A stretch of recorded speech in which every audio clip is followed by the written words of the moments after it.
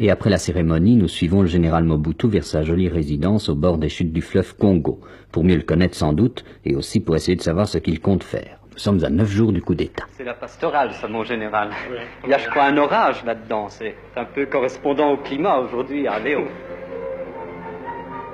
Mon général, il y a une qualité qu'on vous reconnaît, c'est le courage moral et physique. Est-ce que vous avez eu parfois des motifs d'appréhension? Avez-vous eu des appréhensions? Des appréhensions, surtout pas, mais une fois.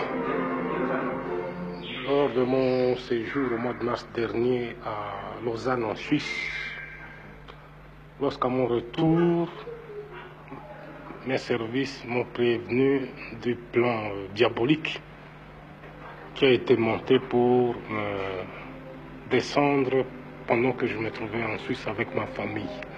Je n'ai pas eu ces appréhensions en ce qui me concerne personnellement, mais parce que surtout j'avais ma famille avec moi, ma femme qui était enceinte de 7 mois, et ma jeune fille âgée de 3 ans qui était avec nous, et puis j'étais presque malade lorsque je me faisais l'idée de ce qui pouvait arriver ce jour-là, si par hasard on pouvait me rater pour atteindre mon épouse ou mon enfant, alors vous voyez. Parce que pourtant vous êtes un non-violent et vous êtes chrétien, vous avez dit un jour, ma conscience de chrétien et d'homme m'oblige à faire cesser ces atrocités.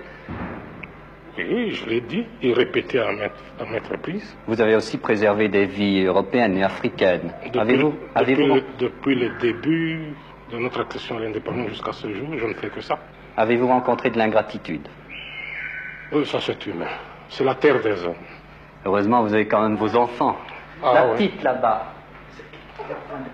C'est la plus petite? Oui. Comment elle s'appelle? Marie-Antoinette comme sa mère. Oh, combien elle pèse? Vous ne savez pas. 6 kg 600 grammes. Hein? Elle vous connaît? Oh oui, très très peu. Elle veut venir, non? Oui. C'est pas votre seul enfant, vous en avez quand même... J'en ai 6. Oh là. 3 garçons, 3 filles. Bonjour. Bonjour qui? Vous n'avez pas comment t'as répété? Elle voudrait qu'on a... On peut peut-être s'asseoir. Vos autres enfants, ils ont été contents que vous soyez nommé lieutenant général?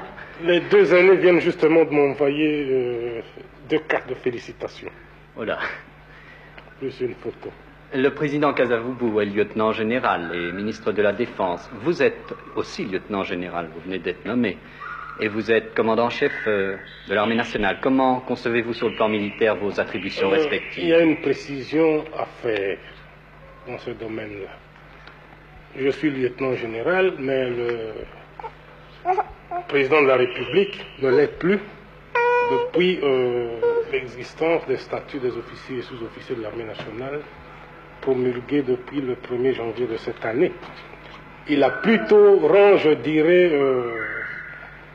de maréchal des forces armées congolaises, maréchal de la République, parce qu'il a 6 étoiles.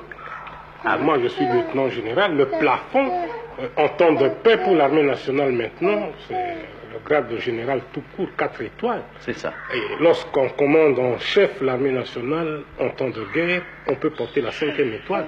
Mais espérons qu'il n'y aura jamais de guerre. Donc vous êtes sous les ordres du président.